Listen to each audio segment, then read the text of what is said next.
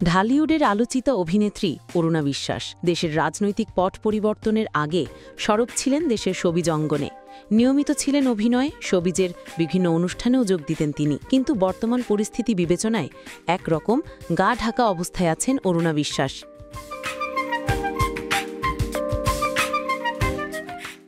এমন সময় স্বাভাবিক জীবনে ফেরার ইঙ্গিত দিলেন এই অভিনেত্রী।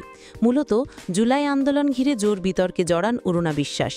সেই সময় ছাত্রদের দমাতে আলো আসবেই নামের একটি হোয়াটসঅ্যাপ গ্রুপ খোলা হয়, যেখানে যুক্ত ছিলেন অরুণা বিশ্বাস। আর সেখানে তার পরামর্শ ছিল ছাত্রদের ওপর গরম পানি ছেটানোর। এসব কথার স্ক্রিনশট ভাইরাল হলে তীব্র সমালোচনার সৃষ্টি হয় অভিনেত্রীকে ঘিরে। এরপর দেশের পট পরিবর্তন হলে গোপনে কানাডা পাড়ি দেন অরুণা বিশ্বাস। বর্তমানে সেখানেই অবস্থান করছেন বিতর্কিত এই অভিনেত্রী।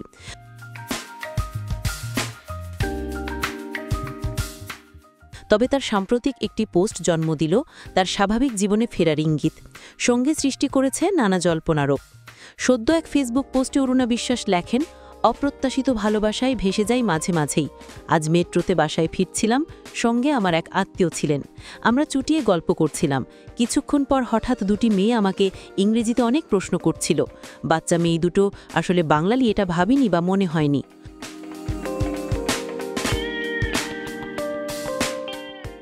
অরুণা বিশ্বাস আরও লেখেন, ইংরেজিতে তারা বলছিল আমরা আপনাকে চিনি, আপনি বাংলাদেশের সেলিব্রিটি, আপনার মুভি দেখেছি অনেক, আপনাকে এখানে দেখেই কেমন যেন চেনা চেনা লাগছিল। আমরা দুই বেস্ট ফ্রেন্ড গুগলে আপনাকে মিলিয়ে আমরা আনন্দে আত্মহারা।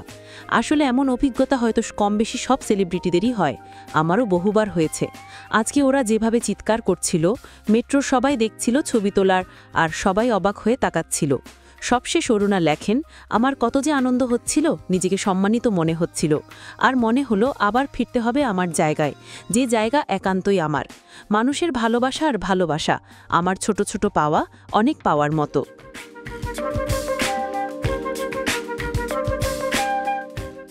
অরুণা বিশ্বাস অনেক আগেই কানাডার নাগরিকত্ব পেয়েছেন। সেখানে শুধু তিনি একাই নন, তার মা, ছেলে, ভাই ও তার পরিবার স্থায়ীভাবে বসবাস করে আসছেন। তবে কানাডায় থাকলেও দেশ এবং দেশের বিনোদন জগতের খোঁজ খবর নিয়মিত রাখেন এই অভিনেত্রী।